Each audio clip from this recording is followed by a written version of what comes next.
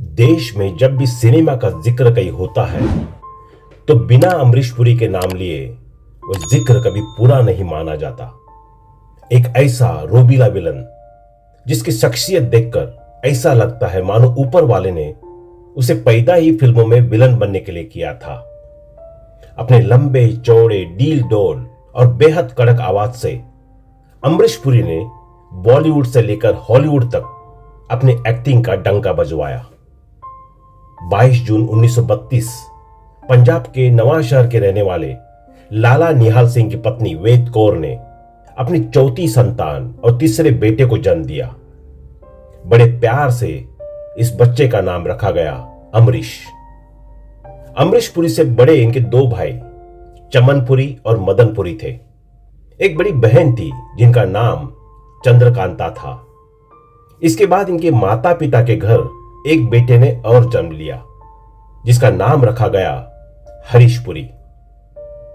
अमरीश पुरी की शुरुआती पढ़ाई पंजाब में ही हुई। बाद में आगे की पढ़ाई के लिए इनके पिता ने इनका दाखिला शिमला के बीएम कॉलेज में करा दिया। यहां अपनी पढ़ाई पूरी करने के बाद अमरीश पुरी फिल्मों में हीरो बनने का सपना लेकर मुंबई आ गए। इनके दोनों बड़े भाई चमनपुरी और मदनपुरी इनसे काफी पहले ही फिल्म इंडस्ट्री में आ चुके थे और इन्हें उम्मीद थी कि बड़े भाई इनकी मदद जरूर करेंगे। लेकिन इनके दोनों भाइयों ने इनसे साफ कह दिया कि फिल्मों में काम करना है तो तुम्हें अपना संघर्ष खुद करना पड़ेगा। अगर तुम्हारे अंदर काबिलियत होगी तो यकीनन तुम कामयाब हो जाओगे। भाइयों के जवाब देने पर अमरीश पुरी ने फिल्म डायरेक्टर से मिलना शुरू कर दिया। लेकिन जिस डायरेक्टर के पास भी ये हीरो का रोल मांगने जाते वो इन्हें साफ इनकार कर देता। कई डायरेक्टर इनसे साफ कह देते कि आप कभी भी हीरो नहीं बन पाएंगे। इसी दौरान एक डायरेक्टर ने इनसे यह भी कहा कि आप हीरो तो नहीं बन पाएंगे, लेकिन जैसा आपका चेहरा मोहरा है आप खलनायक जरूर बन सकते हैं। हीरो बनने का ख्वाब लेकर मुंबई आए अमरीश पुरी को यह बात बेहद बुरी लगी। उन्होंने तभी फैसला कर लिया कि अब वो कभी भी एक्टिंग नहीं करेंगे और जिंदगी के गुजारे के लिए किसी नौकरी की तलाश करने लगे। कुछ मेहनत के बाद अमरीश पुरी को सरकारी नौकरी मिल गई। ये कर्मचारी राज्य बीमा निगम के नौकरी करने लगे। लेकिन एक्टिंग इनके दिल में बसी थी तो इनका रुझान नौकरी ज्वाइन करने के कुछ सालों बाद ही फिर से एक्टिंग की तरफ होने लगा। अपने शौक को पूरा करने के लिए ये नाटक करने लगे। दरअसल नौकरी के दौरान इनकी दोस्ती उस दौर के थिएटर के बड़े नाम इब्राहिम अलकाजी से हो गई थी। उन्होंने ही इन्हें थिएटर करने की सलाह दी थी। इब्राहिम अलकाजी ने इनसे कहा था कि अपने शौक को कभी मरने मत दो, इसलिए एक्टिंग करनी है तो थिएटर से जुड़ो और नाटकों में काम करो। इसके बाद साल 1961 में पहली दफा अमरीश पुरी ने रंगमंच की दुनिया पर कदम रखा। रंगमंच की दुनिया में आने के बाद अमरीश पुरी की जान पहचान महान नाटककार सत्यदेव दुबे और गिरीश कर्नाड से भी हुई। अमरीश पुरी असिस्टेंट के तौर पर इनके नाटकों में काम करने लगे। सत्यदेव दुबे की शख्सियत से तो अमरीश पुरी इतने प्रभावित थे कि उन्होंने कई इंटरव्यूज में यह कहा था कि अगर वो किसी को अपना गुरु मानते हैं तो वे पंडित सत्यदेव दुबे जी ही है। अमरीश पुरी ने सत्यदेव दुबे के कई नाटकों में काम किया था। पृथ्वी थिएटर में भी अमरीश पुरी को कई नाटकों में काम करने का मौका मिला और इनकी एक्टिंग को खूब सराहना भी हुई। साल 1979 में अमरीश पुरी को नाटकों में इनकी शानदार अदाकारी के लिए संगीत नाटक अकादमी अवार्ड से सम्मानित किया गया, जो कि नाटकों की दुनिया का सबसे बड़ा अवार्ड है। अमरीश पुरी जब नाटकों से मशहूर होने लगे तो इन्हें टीवी विज्ञापनों में और कुछ फिल्मों में छोटे छोटे रोल्स मिलने लगे। इनकी नौकरी भी तब तक चल रही थी। अमरीश पुरी की पहली फिल्म थी सत्यदेव दुबे के डायरेक्शन में बनी मराठी फिल्म शांतता कोर्ट चालू आहे। अमरीश पुरी इस फिल्म में एक अंधे गायक के रोल में नजर आए। 1971 में रिलीज हुई इस फिल्म में अमरीश पुरी रेलवे स्टेशन पर गाना गाते अंधे भिखारी के किरदार में थे।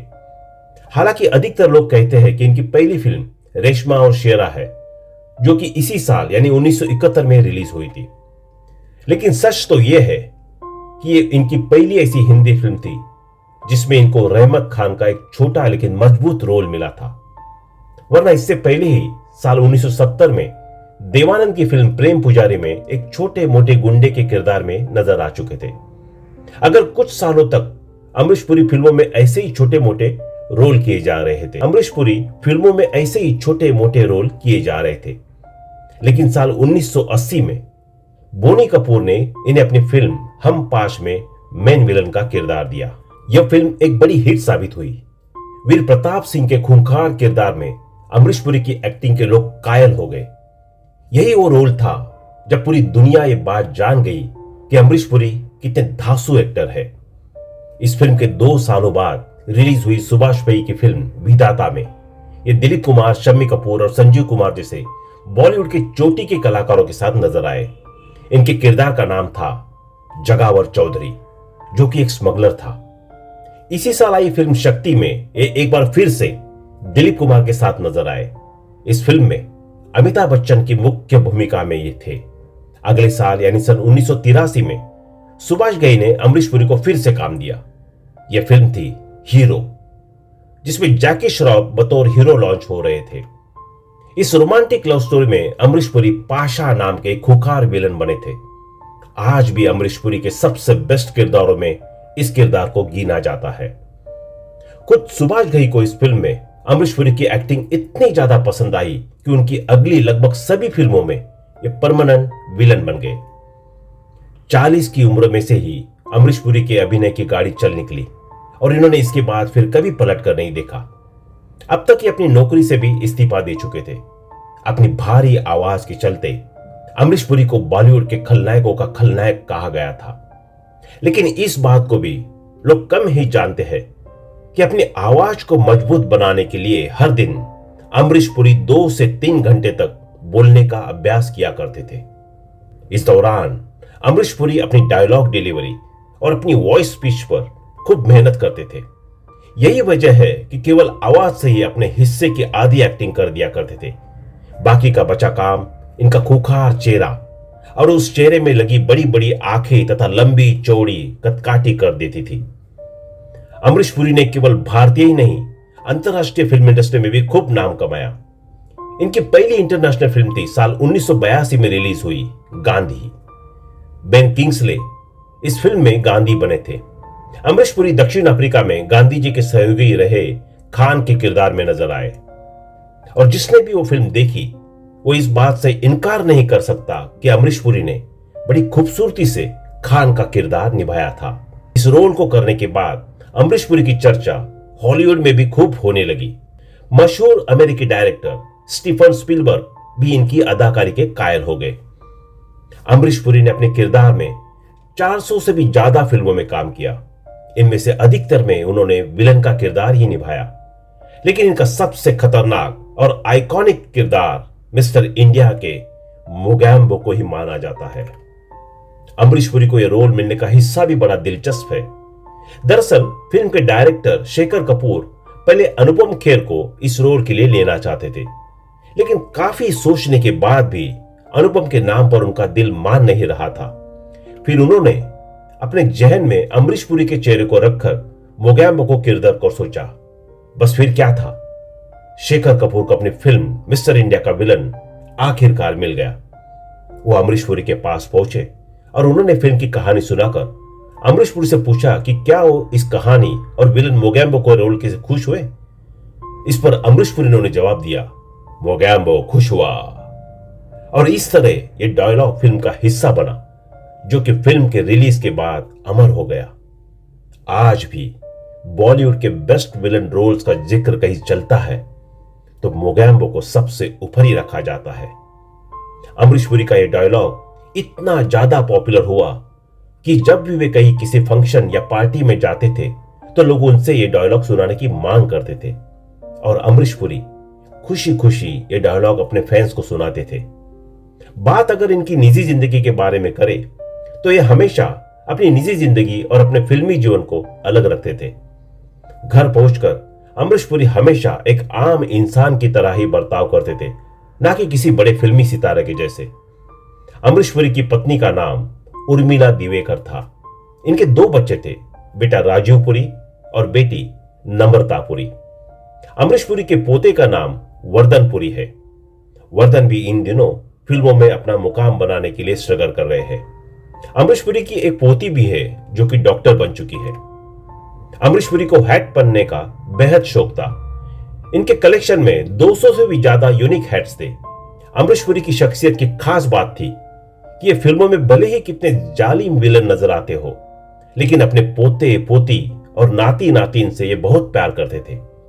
इन बच्चों की पहली आवाज और साथ ही इनका पहली दफा चलना, ये सब वे खुद कैमरे में रिकॉर्ड करते थे। उन्हें बच्चों के साथ मस्ती करना बेहद पसंद था। बात अगर अवार्ड्स की करें तो इन्हें नॉमिनेशन तो हर साल मिला करता था, लेकिन इनकी प्रतिभा के मुताबिक इन्हें पुरस्कार नहीं मिले।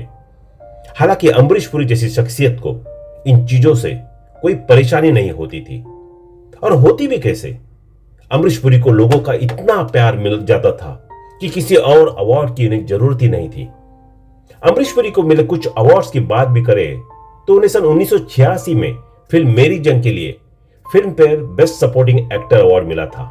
1997 में घातक फिल्म के लिए best supporting actor star screen award मिला था। अगले साल यानी 1998 में विरासत फिल्म के लिए Filmfare best supporting actor का अवार्ड मिला। इसी साल इसी फिल्म के लिए इन्हें star screen award for best supporting role मिला था।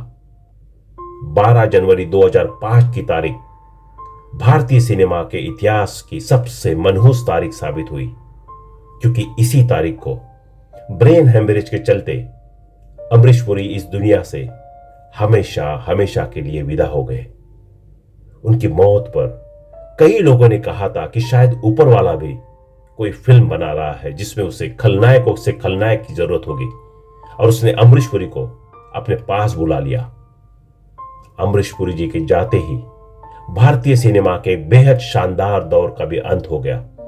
वो लोग जो अपनी असफलताओं के लिए उम्र का हवाला देते हैं, उनके लिए अमरीश पुरी एक ऐसी शानदार मिसाल है जो उन्हें कहीं और नहीं मिल सकती।